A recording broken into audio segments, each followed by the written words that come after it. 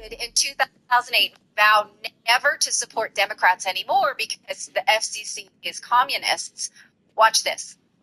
I got so crazy over this yesterday, so I called my agent. And my agent, very liberal Democrat kind of guy. Oh, yes. I go, that's it. You have to split the Democratic Party? He goes, what do you mean? I go, you know what, Don? I voted Republican and I voted Democrat. I have vowed I will never vote for a Democrat again. I don't give a No matter who they are? no matter who they are. I don't care if God becomes the Democrat. I back Hillary Clinton. I back Al Gore. I back John Kerry.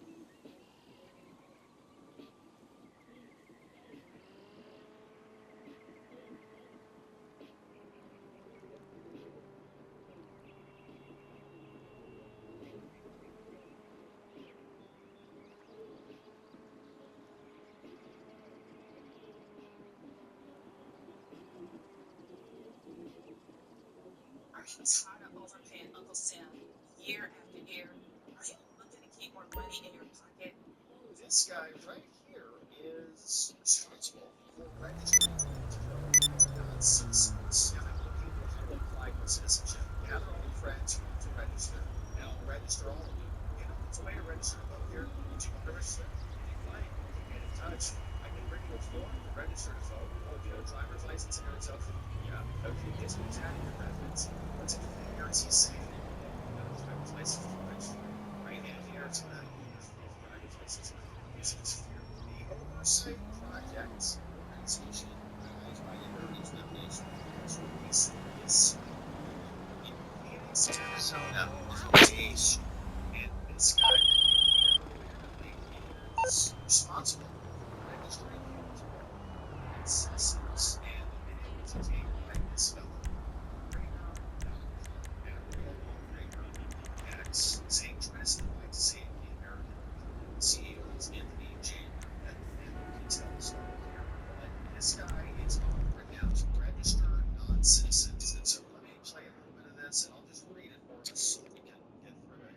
If you'd like, we can get in touch. I can bring you a form to register to vote, is what he says, okay? For a state resident of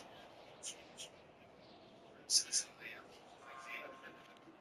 I'm here right now thanks to DACA. Then I would permit every 2 years. Right now I'm looking into how to apply for citizenship. Oh, you have a driver's license in Arizona, so you're not a citizen. Yeah, do you? You just need that in your residency, just a license and a residency. Okay, well, we'll get in touch there. Gather all the friends who want to register and tell me how many they are. And then, in a break time during work, we can meet outside. Because I don't think they'll let me do all that in here. Outside, we need your comments. Thank you, Mr. Chairman. Jada's my little girl. It's hard to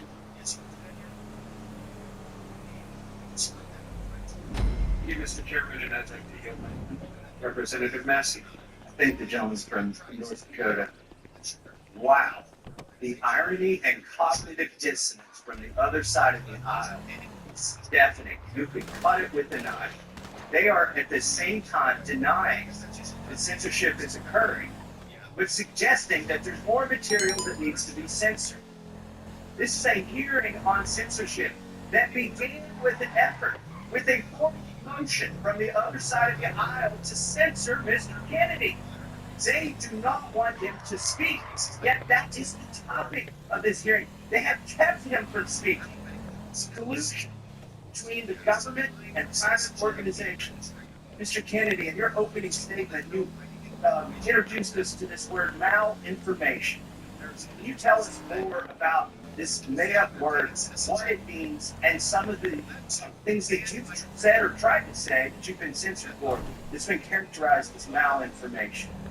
Yes, Congressman, if I your leave, I'd like to just respond briefly to some of the what I would call defamations that have been justified to me by the ranking member. I'm happy to talk to you about my opinions on these issues, but what you have stated and tried to associate me with legal association is simply inaccurate. Virtually everything, every statement that you just made about me is inaccurate. I have never advised Black Americans not to receive vaccines.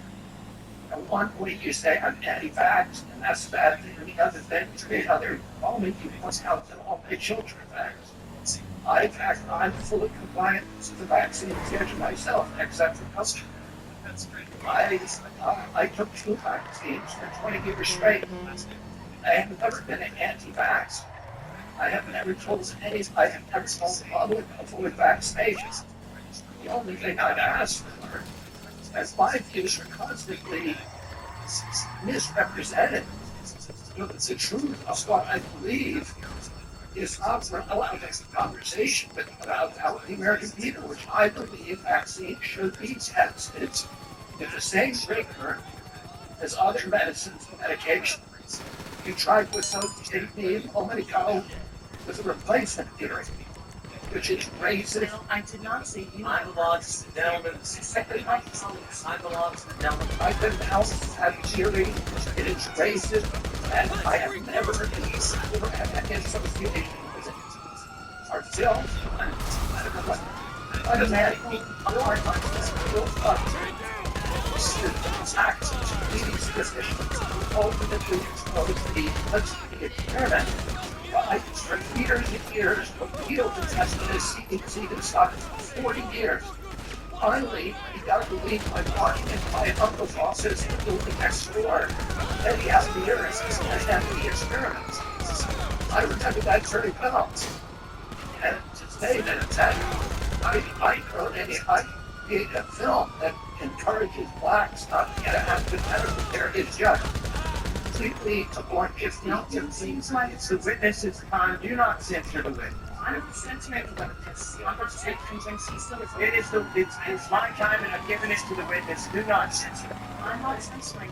It's the views that you and others have applied to me. I've driven this to me because they were actually true. So I can see why I shouldn't be to this testimony here today. Those are not true. These are defamations and malignancies that are used to censor me, to prevent people from listening to these actual things that I'm saying. And I think, frankly, that we should have a real conversation rather than an exchange of attacks. And answer very quickly to your questions. And her malinformation was going to describe information that Facebook, Twitter, and the other social media sites understood was true. That the White House upset way didn't want to censor anyway for political reasons because challenge official orthodoxy. I'll give you one example. There was I was included in existence of the disinformation of, and Facebook and others were asked to censor us, which they did. By the way, I had current post. It was taken down by a whole Instagram account with 900,000 people was taken down because of that. So they knew, Facebook knew that this information doesn't claim what they said, like that this information doesn't came from this very shady group. The Centers for Preventing Digital Hate that's funded by dark money, so it should be looked into. They claim that 65% of vaccine misinformation on the internet was generated by those people. Facebook itself said that is in presence and it's false information. We know that not to be true. And yet, the White House has sensitive disinformation does including they knew it to be untrue.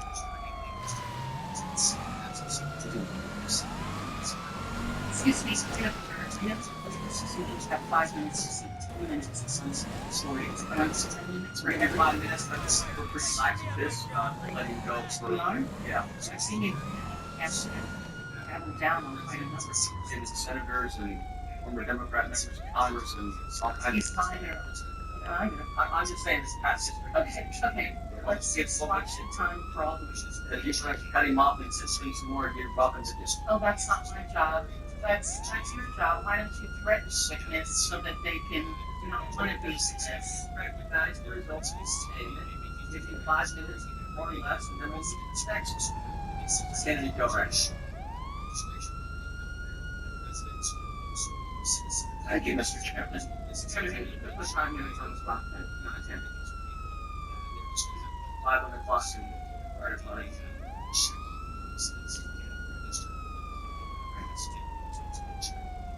Thank you, Mr. Chairman. And I want to start. I want to put aside my written statements for a moment and address one of the points that was brought up. I think an important point by the ranking member that this body ought to be concerning itself with the issue of impact directly generic people.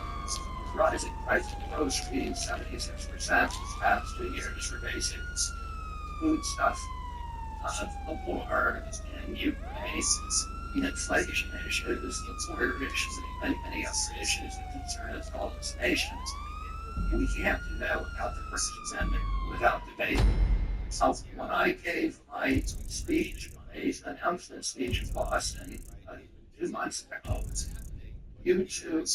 I talked about all those issues. I focused on I focused on the fact that working class people can no longer afford to live in this country. I talked about inflation, all the issues that deeply concern you, and that you voted your leader will alleviate those issues. 5 minutes into my speech, when I was talking about the YouTube deplatformed me. I didn't talk about vaccines in that speech. I didn't talk about anything that was a provoking subject. I just was talking about my campaign and things, the conversation that we ought to be happy with each other as Americans. But I'll take a shut down. And that is why the First Amendment's important. Debate, congenial, respectful debate is the fertilizer, it's the water.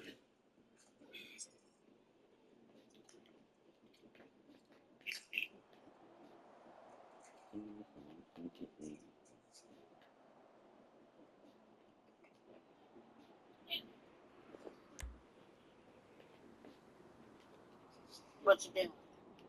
Eating, Huh? eating a salad. Oh,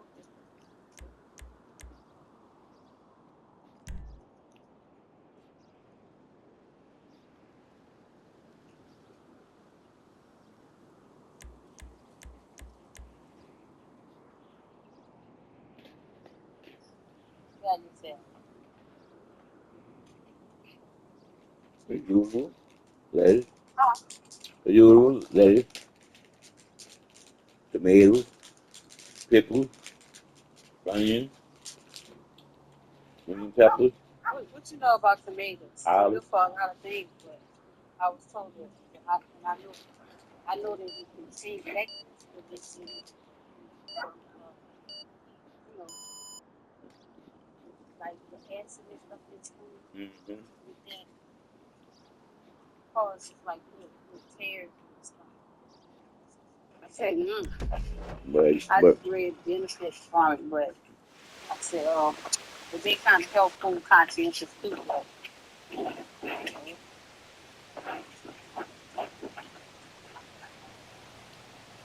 But, I'm not eating much today. I'm just like, damn. And I read, well, I see nothing but good things. I said, I'm eating tomatoes.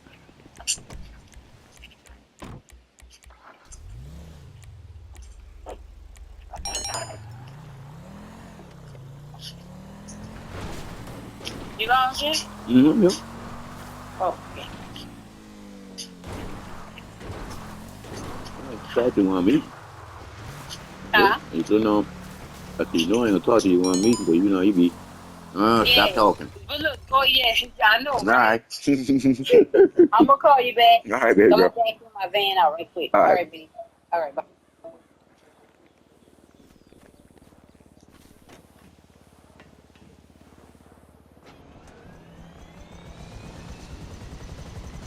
in pejoratives, and they're applied to me in silence because people don't want me to have that conversation about the war, about groceries, about inflation, about the war on the middle class in this country that we need to be having. And and by the way, I want to say this while I'm on the record, that in my entire life, and why I'm under oath, in my entire life, I have never uttered a phrase that was either racist or anti-Semitic. I have spent my life fighting my professional career, fighting for Israel, the protection of Israel. I have a better record on Israel than anybody in this chamber today. I'm the only person who has publicly objected to the $2 billion payout that the Biden administration is now making to Iran, which is a genocidal program. I'm the only one who's objected to that. I fought more ferociously for Israel than anybody. But I am being censored here through this target, through smears, misinterpretations of what I've said, through lies, through association, which is a tactic that we all thought we had discredited this with after the Army McCarthy hearings in the 1950s. But those same weapons are now being deployed against me to silence me. I know many of the people who wrote this letter. I don't believe there's a single person who signed this letter who believes I'm anti-Semitic. I do not believe that. There is no evidence of that. Now, I'm going to say something I think that's more important than it goes directly to what you talked about, ranking member, which is the need, this toxic polarization that is destroying our country today. And how do we deal with that? This kind of division is more dangerous for our country than any time since the American Civil War. And how do we deal with that? Every Democrat on this committee believes that we need to end that polarization. Do you think you can do that by censoring people? I'm telling you, you cannot. That only aggravates and amplifies the problem. We need to start being kind to each other. We need to start being respectful to each other. We need to start restoring the comedy to this chamber and to the rest of America. But it has to start here. My uncle Edward Kennedy has more legislation with his name on it than any senator in the United States history. Why is that? Because he was able to reach across the aisle. Because he didn't deal in insults. Because he didn't try to censor people. He brought home people who were antithetical to what he believed in. He came home almost every weekend with people like Orrin Hatch from our house in the compound in Hyannisport. At that time, Orrin Hatch to me was like Darth Vader. I was in Carmella, and I was saying, why is they bringing this guy home? But he knew he was effective because he understood the comedy and respect and kindness and compassion and empathy for other people is the only way to restore the function in this chamber. But more importantly, today we need to give an example of the leadership of our country of being respectful to each other. If you think I said something that's anti-Semitic, let's talk about the detail. I'm telling you all the things that I'm accused of right now by you.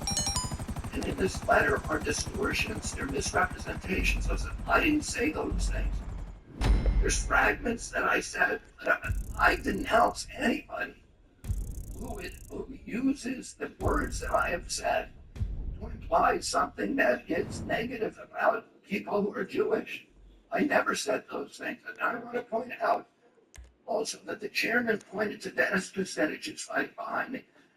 There is no two people in the country who feel more differently about American politics than these two people.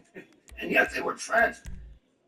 Dennis attended his children's basketball games, attended his daughter's wedding. This is what we need, how we need to start treating each other in this country. We have to stop trying to destroy each other, to marginalize, to vilify, to gaslight each other. We have to find that place inside ourselves of light, of empathy, of compassion, and above all, we need to elevate the Constitution of the United States, which was written for hard times. And that has to be the premier compass for all of our activities. Thank you very much. Thank you.